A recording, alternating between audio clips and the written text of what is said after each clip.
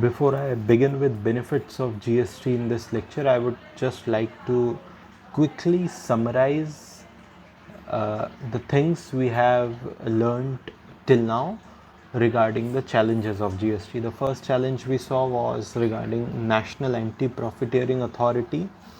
It unfairly indulges in the free market price setting, and most of its orders are stayed by High Court or at least are challenged in high court. जब इस तरीके से high court का interference रहेगा तो फिर national anti profiteering authority का काम सिर्फ एक लाल फीताशाही को बढ़ाने का रह जाता है. दूसरा हमने देखा था GST network. Often it is seen GST network is down, cumbersome, it is not able to handle large amount of load. Third point we had seen GST के जो returns file करने हैं जो प्रक्रिया है, it is completely online. लेकिन in India, particularly in rural areas and in context of small traders, छोटे व्यापारी, they are not very digital friendly or internet friendly. Fourth point was regarding GST compensation cess. It has been observed that enough GST compensation cess has not been able to be collected by central government, and the center's own GST collection has fallen short. उसका नतीजा ये हुआ है कि जो promise हुआ था कि स्टेट्स को 2015-16 को बेस ईयर मान के जीएसटी कलेक्शन में जो गिरावट देखी जाएगी उसकी भरपाई केंद्र करेगा. But this promise has been consistently not fulfilled on time because केंद्र का खुद का जीएसटी कलेक्शन गिरता हुआ नज़र आया है.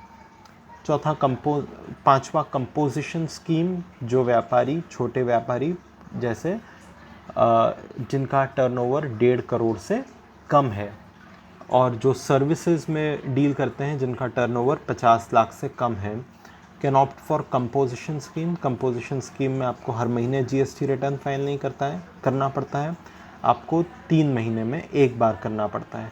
आपको एक फिक्स्ड रेट पे टैक्स भरना पड़ता है, जैसे या तो 1% या 5% या 6%, डिपेंड करता है आप किस कैटेगरी का बिजनेस करते हैं. लेकिन इसका एक लॉस है कि अगर आप कंपोजिशन स्कीम के अंदर रजिस्टर होते हैं तो you cannot do interstate trade or claim input tax credits.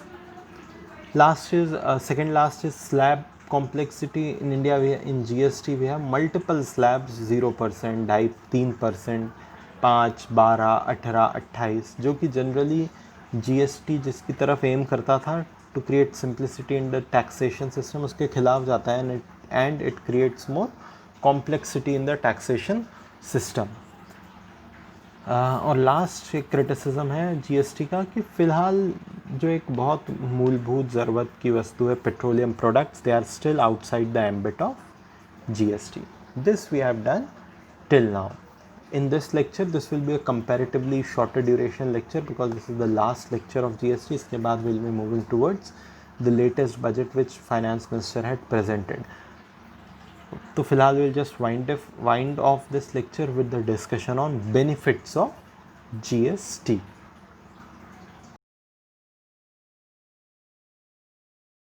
So regarding benefits of GST, इसे 3 कैटेगरी में हम समझ लेते हैं. हमने सभी कंसेप्ट लगभग समझ लिए हैं. एक तरीके से यहाँ पे उन सभी बेनिफिट्स को समराइज कर दिया गया है. It can be a readymade question. One of the option in prelims can be which of the following is a benefit of GST, और it can be a question in mains, elaborate on the benefits of GST. 3 भागों में हम किसी भी चीज़ को अगर आपको analyse करना हो उसके स्टेक होल्डर्स पता करिए. कि अगर मैं बोलूँ कि एनवायरनमेंट पर बड़ा दुष्प्रभाव हो रहा है तो एनवायरनमेंट के स्टेक होल्डर्स कौन कौन है, फिर उनके इर्द गिर्द पॉइंट का ताना बाना बुनते जाइए. ऐसे ही जीएसटी में भी आप कर सकते हैं कि जीएसटी के स्टेक होल्डर्स कौन हैं. One is government, both central and state government. One is business person, industrialist, and one is consumers. तो हम इन्हीं 3 भागों में स्टेक होल्डर्स के बेनिफिट्स को एलॉबरेट करेंगे. पहले हम बात कर रहे हैं कि राज्य और केंद्र सरकारों को जीएसटी से क्या benefit. As you can see on your screen, the first benefit is that GST is simple and easy to administer. चूँकि GST से पहले मल्टीपल टैक्सेशन लेवी होते थे, एक्साइज का अलग लॉ, फिर सर्विस टैक्स का अलग लॉ, फिर राज्य के स्तर पर सेल्स टैक्स और उसमें फिर हर राज्य का अलग सेल्स टैक्स, इतने सारे फिर आपको डिपार्टमेंट्स मेंटेन करने पड़ते हैं, अफसरों को इतने सारे लॉज के प्रति ट्रेन करना पड़ता है. It creates complexity. But if you have a single law, all your officials have to deal with this single law. So it simplifies your tax administration. Moreover, the whole GST is based on IT network. Whatever filing, input tax credit is done by our software systems. तो ये further simplify कर देता है कि paper और pen का record keeping की जो कॉम्प्लेक्सिटी इमर्ज होती है वो नहीं रह जाती है. सेकेंड बेनिफिट है बेटर कंट्रोल ऑन लीकेज. चूँकि पूरा आईटी सिस्टम है, IT is generally transparent, you can not hide things if systems, if all records are recorded in computer, क्योंकि हर ट्रांजैक्शन को आप ट्रैक कर सकते हैं. It creates more transparency in the system.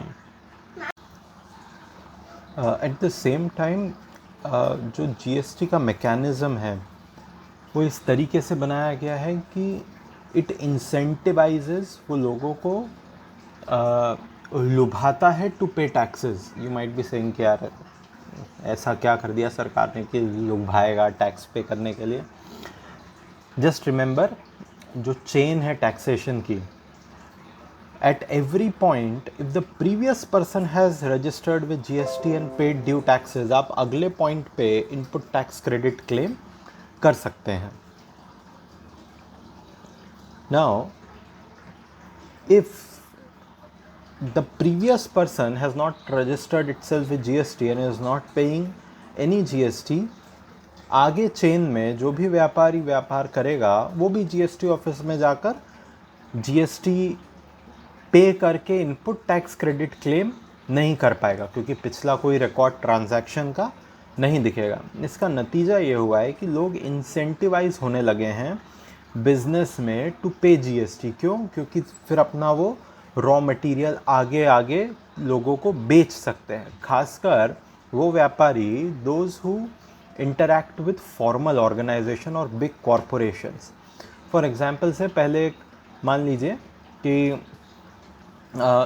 Small scale leather tanning की कोई factory थी छोटी सी, जो से किसी स्लम में चलती थी. Now it is selling raw material to से Bata. Bata will not, in all probability, Bata will not do theft of tax or will do tax evasion. बाटा तो अपना टैक्स ईमानदारी से भरेगा. जब बाटा टैक्स भरने जाएगा तो it will also claim input tax credit. लेकिन अगर ये स्मॉल स्केल मैन्युफैक्चरिंग जीएसटी के साथ रजिस्टर्ड नहीं है तो फिर बाटा किस बात का इनपुट टैक्स क्रेडिट क्लेम कर सकता है? तो Bata will not do business with those entities which are not paying GST. Bata will do transaction with those entities which are registered with GST. तो मतलब GST का मैकेनिज्म ही ऐसा बनाया गया है कि ये इंसेंटिवाइज करता है लोगों को to pay taxes. Higher revenue efficiency. चूँकि रेवेन्यू एफिशिएंसी मतलब कि आपको 1 रुपये का टैक्स कलेक्ट करने में खर्चा कितना आ रहा है. GST से पहले there were multiple tax laws, court cases which led to complexity, and this complexity led to lot of money being spent for collecting 1 rupee of tax. लेकिन with GST, as you simplify the taxation system, there will be less court cases, less time, less disputes, and tax revenue efficiency is increased substantially. Next, we'll move towards what are the benefits for consumers. तो अभी हमने देखा कि सरकारों को क्या benefit है, केंद्र और राज्य सरकार. कंज्यूमर को चूँकि इनपुट टैक्स क्रेडिट व्यापारी को मिल रहा है, the businesses are able to gain input tax credit. It is expected to be transferred to consumers. How?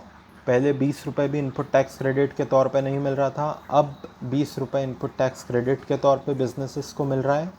It means it is expected that this business will cut down its prices by 20 rupees. तो prices are expected to go down, inflation is expected to go down. In actuality what has been seen is prices तो कम नहीं हुए। जैसे अगर आप Colgate या कोई से कॉस्मेटिक्स सोप परचेस करेंगे तो प्राइस तो कम नहीं करा कंपनीज ने। What they have done is they have increase the quantity कि 200 ग्राम एक्स्ट्रा 1 किलो पर same price. They have adopted this measure. Overall tax burden कम हुआ है क्योंकि टैक्स पर टैक्स नहीं लग रहा है। टैक्स डेमोक्रेसी को बढ़ावा मिला है। टैक्स डेमोक्रेसी मीन्स कि जो लग्जरी आइटम्स हैं से AC, if you can call it a luxury item, AC, SUVs, इन पर टैक्सेशन की रेट हाईएस्ट अमाउंट की रखी है 28% प्लस GST कंपनसेशन सेस। और जो मूलभूत उपयोग की चीज़ें हैं उन पर टैक्सेशन की दर काफ़ी रेशनल रखी है, या तो 5 या 12 या 18। तो it has led to more tax democracy.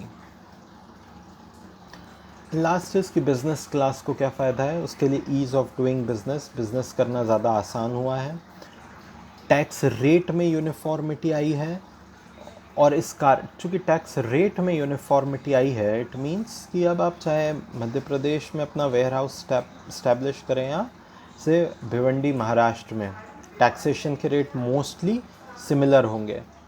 Now a business need not establish itself basin on कहाँ पर कम टैक्स लग रहा है, क्योंकि टैक्स का रेट तो यूनिफॉर्म है। Now it can take the decision based on best logic, best business logic. तो हम उम्मीद कर सकते हैं कि जो ई-कॉमर्स कंपनीज स्पेसिफिकली जिन्होंने अपने वेयर हाउस या तो नदर्न एरियाज़ में गुड़गांव में इस्टेब्लिश करे थे या tilting towards southern and Bhiwandi, Amazon के पैकेज, अमेज़न से कभी कुछ ऑर्डर करें तो यू कैन ट्रैक कि कई बार आता है कि it has shipment has reached our base at Bhiwandi, क्योंकि वहाँ पर उनका वेयर हाउस है। नाउ वी कैन सी कि ये जो वेयर हाउसेज हैं ideally central location Madhya Pradesh में शायद स्टैब्लिश हों, क्योंकि अब टैक्सेशन यूनिफॉर्म है चाहे महाराष्ट्र हो या हरियाणा गुड़गांव हो। तो now businesses can take decision based on best business logic and not based on the tax arbitrage. Tax arbitrage मतलब कहाँ पर टैक्स कम लग रहा है वहाँ पर स्टैब्लिश कर दो वेयर हाउस, चाहे वो लॉजिकल हो या ना हो। तीसरा फ़ायदा बिज़नेस क्लास के लिए कि कैस्केडिंग इफ़ेक्ट खत्म हुआ है। कैस्केडिंग इफ़ेक्ट हम जब से लेक्चर शुरू करा है बचपन से तब से हम देख रहे हैं, टैक्स ऑन टैक्स हट चुका है। Reduction in transactional cost will lead to improve competitiveness. कानून का पालन करने के लिए या ट्रांजैक्शन करने के लिए जो लागत आती है उसमें कमी आई है। और लास्ट बेनिफिट होगा बिज़नेस के लिए कि मैन्युफैक्चरर्स को तो फ़ायदा होगा ही क्योंकि टैक्स ऑन टैक्स नहीं लग रहा है। एक्सपोर्टर्स को एक बहुत अच्छा फ़ायदा हुआ है क्योंकि उन्हें 0% GST पे करना पड़ रहा है। आई हैव एक्सप्लेन दिस कि GST से एग्जेम्प्टेड नहीं है exports, they are being charge 0% GST। इसका बेनिफिट है कि they can claim input tax credit, that has led to benefits for exporters. So this is it about benefits of GST. This is it for today's lecture.